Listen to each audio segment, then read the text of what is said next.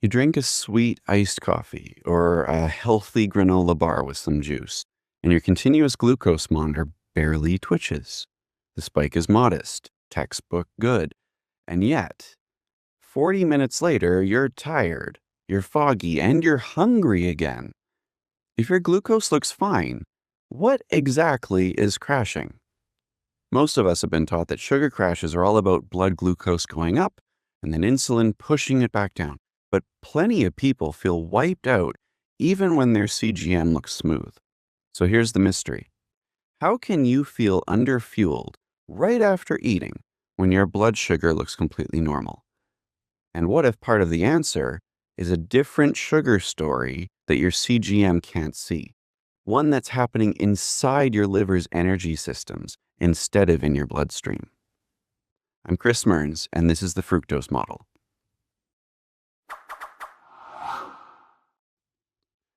Let's start with what a CGM actually measures. A CGM watches one thing, glucose. It's not measuring how much energy your cells are producing. It's not measuring mitochondrial function. It's not measuring how hard your liver is working to process a meal. Think of it maybe like a traffic camera on a highway. It's useful, but they tell you nothing about what's happening on those side streets. Now bring fructose into the picture. Fructose is the sugar naturally found in fruit. In modern diets, though, it often arrives through added sugars, high fructose corn syrup, desserts, sweetened coffee drinks, and soft drinks. Here's the important distinction. Glucose is shared by almost every cell in your body and used as fuel. Fructose in normal amounts is handled primarily in the liver, and the liver handles it fast, almost too fast. When glucose enters a cell, it moves through a series of regulated steps. There are checkpoints, speed limits, metabolic stoplights. Fructose bypasses those major control points and is rapidly processed by an enzyme called fructokinase. That step consumes ATP, your cell's immediate energy currency. If a large fructose load arrives quickly, the liver can burn through a surprising amount of ATP in a short period of time. And here's where things get interesting. At that exact moment, your blood glucose might still look perfectly normal. On the graph, no drama at all. In the liver, though, temporary energy stress.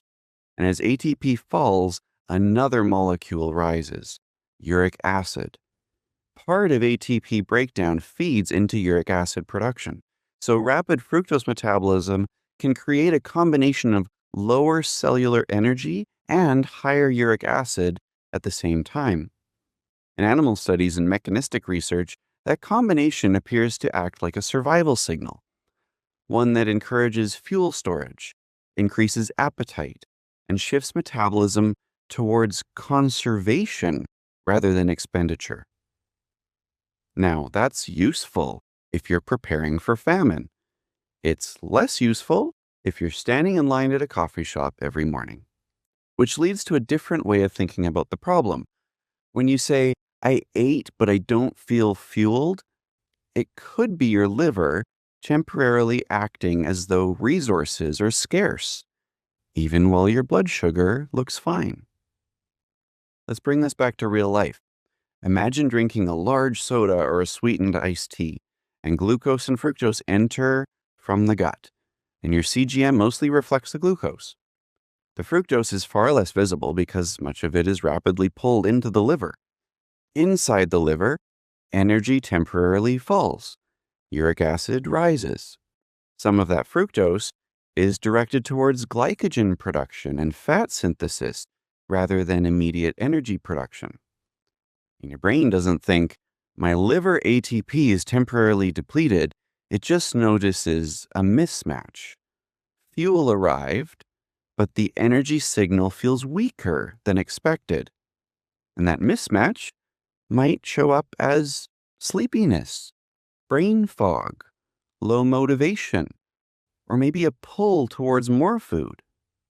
Human studies comparing high fructose and high glucose beverages have found meaningful differences in liver fat production and insulin sensitivity, even when calories are similar. Not every study measures fatigue directly, but the pattern points towards something important. Two drinks can contain similar calories, produce similar glucose curves, and still create very different effects inside the liver. That's a blind spot for your CGM. Here's another twist that most people never hear about. Your body can make fructose. Under high glucose conditions or certain forms of metabolic stress, the polyol pathway converts glucose into sorbitol and then into fructose. And researchers have visualized this process in humans and shown that tissues, including the liver and brain, can increase endogenous fructose production under specific conditions. In other words, fructose metabolism isn't just about what you eat. Sometimes it's part of the body's own response to stress, which means that there might be two overlapping stories happening after a meal: the visible glucose story and the hidden fructose story. One shows up on your monitor, the other might be influencing cellular energy, uric acid production, appetite, and how you feel.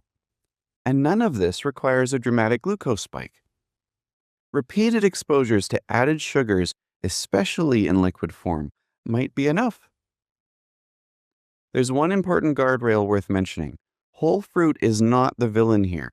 When fructose arrives packaged with fiber and water and intact plant structure, absorption becomes slower, and the dose per minute is lower. And it comes with nutrients that influence satiety and overall metabolism. Most of the concern in this episode relates to added sugars, sweetened drinks, and highly refined foods that can deliver a concentrated load directly to your liver. So where does this leave you? If your CGM looks great, but you still feel awful after a sweet snack? Well, first, it means you're not imagining it. I ate, but I don't feel fueled is not a character flaw, it's a data point. Your body experiences metabolism directly, not through a graph, through energy, focus, cravings, motivation, how you actually feel after you eat. Those signals may be telling you something that your devices aren't measuring.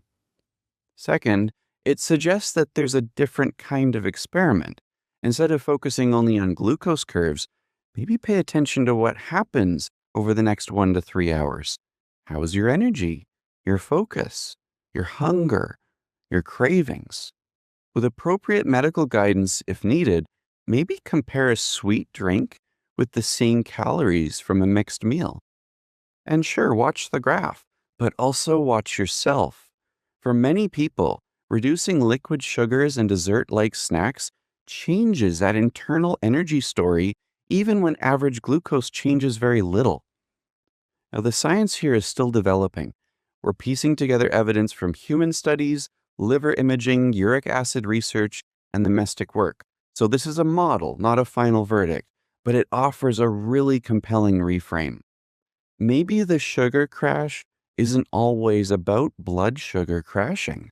Maybe it's sometimes about the liver briefly receiving a signal that resources are scarce even when food is abundant. A hidden energy story, one your wearables can't see. And it raises a bigger question.